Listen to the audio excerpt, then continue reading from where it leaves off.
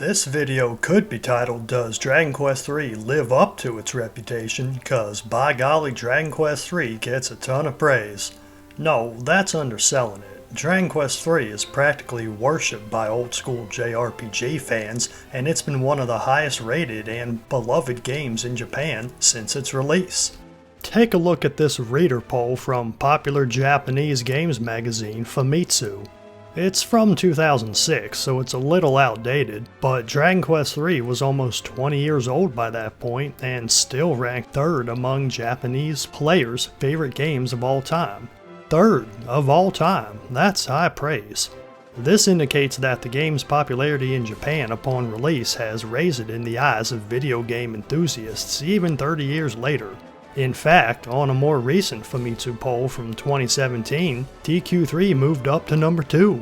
It's as revered as ever, hence why it's the first game of the series to get an HD 2D remake and why later games call back to it so much. And it's not ranked so highly purely due to nostalgia, as many modern players weren't playing games or weren't even alive when it came out in 1988. Then why is it so revered? Well, Dragon Quest III's impact on Japan was huge at the time, at least for people who played games. The internet is filled with stories about how kids skipped school to play it, adults called in to work sick to get a few more hours in, and how practically every Japanese video game enthusiast was captivated by its release. It was the best-selling game in Japan, ever, for a period of time, and sold over 1 million copies on the first day. That was nuts for 1988.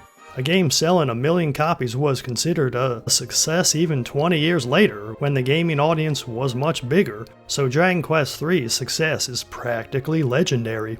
It also had a major influence on JRPGs going forward, but I'll get to that a little later. First, let's talk about the West. Dragon Warrior 3, as it was called here, didn't sell well at all, probably because it was released 4 years later, after the SNES had become popular. It wasn't anywhere close to the cultural phenomenon it was in Japan, so it didn't become a part of the public consciousness like it did there. Halo would be a better comparison. The first Halo game is always going to show up on Western top game rankings for similar reasons as Dragon Quest III does in Japan. It was a landmark that changed the way shooters were made, garnered a massive, fervent audience, and became part of popular culture just like Dragon Quest did in Japan. Dragon Quest III is kinda like Japan's Halo, and funnily enough, Japan cares about Halo about as much as the West cared about Dragon Warrior 3, at the time anyway. So, in the West, Dragon Quest III isn't usually ranked so high, even today. I've never seen it on a Western top 100 games list, and even on rankings of the Dragon Quest games, it tends to sit somewhere toward the middle. Here's a few examples from the first page of search results for recent Dragon Quest game rankings. This makes sense to me. Dragon Quest was never a massive success in the West until, arguably, Dragon Quest XI came out. Now 8 was very popular too, and 7 and 9 also sold well, but it was still a fairly niche series here back then, even among JRPG fans. My real point is that the later games in the series added new quality of life features and improved the gameplay in nearly every way, so it's reasonable that the more recent games get ranked higher by Western fans. While many of us may know about how Dragon Quest III was a phenomenon in Japan, it was never part of our culture or the way we view games. To most of us, it's another old JRPG. A good one, but the newer games are even better. Again, that's a reasonable view to have.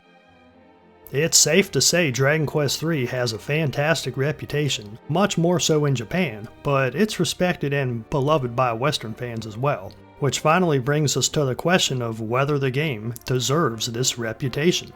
And yes it does. Dragon Quest III is one of the best JRPGs I've played, and oh boy, I'ma tell you why. And there will be spoilers.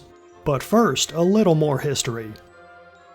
Dragon Quest III was originally released in 1988 in Japan for the Famicom. It was called Dragon Warrior 3 when it got its Western NES release in '92 and got the subtitle The Seeds of Salvation later when it was finally released under the Dragon Quest name for iOS and Android. That game was a remake of an earlier Game Boy Color release, which many consider the definitive version even today. For this video, I'll focus on the latest release, a port of the mobile version for Nintendo Switch, and I'll discuss features not found in the original Dragon Warrior 3. I completed all content, including the remake exclusive Super Boss, and spent around 33 hours total. It's pretty meaty for a game originally from 1988. Now, I'm new to the Dragon Quest series. I'd played 1 and 2 on Switch for the first time recently. Check out my videos on those if you want. And since I knew the first 3 games form a loosely connected trilogy, I was excited to find out how. And of course, the game's reputation precedes it, so I was expecting great things. I'm pleased to report that Dragon Quest III lives up to the hype. This is the first of the DQ games I played that feels comparable to modern JRPGs in terms of scope and mechanical depth. For one, it's much longer than the first 2, featuring an even larger world map than Dragon Quest II, which in turn featured a larger world than the single continent from the first game. The world itself is a wonderful fantasy version of the real world, which is a novel idea that I haven't seen done in many other JRPGs, surprisingly enough. The continents resemble our own in shape and relative size, and there's towns that represent real-world regions and cities, roughly located in the same places as they are on good old planet Earth. There's an Egyptian-themed town, complete with deserts and a giant pyramid, various European counterparts like a Roman-themed town, France, Scandinavia, and Portugal. Practically every major region of our world is represented in the game, and it's fun exploring the map to find them all. India, Africa, China, Russia, and of course Japan. It's kinda cool feeling like you already know the world before you've uncovered it all. The Americas are in there too, with North America represented as the new frontier, home to native tribes where not many Westerners have explored yet. South America is based on the European conflicts with local tribes and features lots of pirates and intrigue. There's even a wild, untamed island that seems to represent Australia, as well as a frigid Antarctica equivalent. And if you've played the game, you'll know that's not all there is to Dragon Quest III's map. Once you've beaten what seems to be the final boss, you get dragged into the underworld, which, surprise, turns out to be the world from the first 2 games. This moment must have been shocking to players back in 1988, and I can still appreciate it today. As it turns out, you've been playing the legendary hero Erdrick, mentioned in Dragon Quest I and II all along. You save the underworld, become a legend in your own right, and then the world gets long forgotten by the time Dragon Quest I starts. It's a brilliant way to connect the games, and I can see why this fact is constantly referenced by fans. Dragon Quests I, II, and III are a true trilogy, and while I don't recommend skipping any of them, 3 is by far the best. The music too is top notch, as expected, but nonetheless appreciated, and it's what you're hearing in this video. Koichi Sugiyama returns with heart-stirring classical pieces that get stuck in your head. You don't hear this kind of composition much in video games, and it's the thing I look forward to most when starting a new Dragon Quest game. And well, as much as I love the music, that's all I've got to say about it. How much you enjoy it is subjective, but if you've played a Dragon Quest game, chances are you're a fan. In terms of gameplay, DQ3 also stands above the first 2 games, and more closely resembles JRPGs you might find today. By adding a few mechanics, such as character classes, party recruitment, and personalities, a lot of depth is injected into the formula, and careful research and planning is needed if you don't want to have to grind much. Grinding is still required at a few points, but it's not as overwhelming as in the previous Dragon Quest games. You no longer have set party members like in Dragon Quest II. Although you can complete the game as a lone hero without ever recruiting a party member, adventuring is more fun with friends. And Patty's party plan in place, yes, that's really what it's called, is there to help you find some. For my party, I chose a thief, a class exclusive to the remakes, a mage or wizard in the original release, and a priest called pilgrim in the original release for my companions at the start. Unlike in many RPGs, the thief was surprisingly useful in combat. It's a fast class that can deal nearly as much damage as a warrior, which I originally started with, then replaced after a few hours to change things up.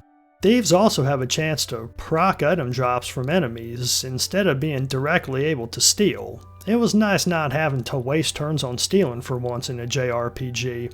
Priests are your standard healer or white mage equivalent, but they have few attacking spells and are instead able to deal decent physical damage. The mage, on the other hand, is almost purely for high damage spells and remained useful throughout the game. Other classes include the aforementioned warrior, or soldier in the original release, martial artist, aka fighter, merchant, aka dealer, and gadabout, also called jester, or goof-off. At a certain point about 2/3 of the way through, you gain the ability to change classes, which resets a character's level to 1, but keeps half of their values in each stat. This is highly beneficial as you can get the best of 2 classes in one character. You can also change to the non-recruitable Sage class, which is essentially a priest and a mage combined into one jack-of-all-trades spellcaster. After some online research, which I like to do when playing a JRPG for the first time, I opted to change my mage and thief into sages, giving me one very powerful spellcaster and one very fast spellcaster. Then I changed my priest into a martial artist, making him a fast cleric who can deal physical damage if needed. The merchant class is required for one story quest, but otherwise isn't particularly useful. The gadabout is the only class I never used, but I've read that while next to useless in combat, they can reclass into a sage without the special item that's typically required for that. I didn't see a use for this though, as I was able to get 2 of those items to make my sages. I can't stress enough how much these classes contribute to the gameplay, especially after the super straightforward heroes of the first 2 games. You have the freedom to choose how easy or hard to make battles by picking different classes. If using an otherwise bad character with a long-term reward like Gadabout appeals to you, you can do it. If you want the challenge of going in with all magic users, that's possible, and the fact that nearly every spell is useful in certain situations makes this a super fun option. It's one of the earliest examples of a class system in JRPGs, but it's still a joy to experiment with today. In addition to the new class system, Dragon Quest III also introduces a unique mechanic to this game that works differently from any other JRPG I've played. A cute story intro determines your hero's start and personality based on choices you make, but you quickly gain the ability to change your personality to any of several dozen using various books or other items you come across in the world.